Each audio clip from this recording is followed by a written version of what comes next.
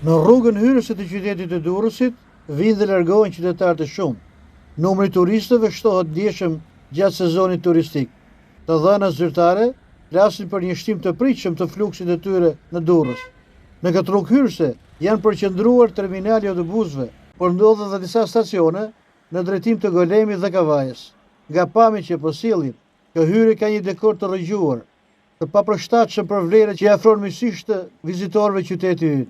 Stacioni i autobusëve, ku shkruhet Durrës, duket natyrshëm që është degraduar. Nuk është bërë asnjë riparim.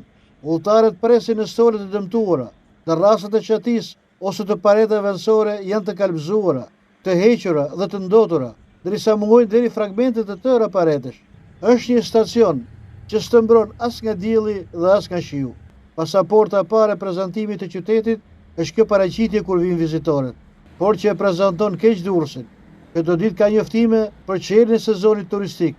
Këto pamje që po sillim janë një anti-reklam për të.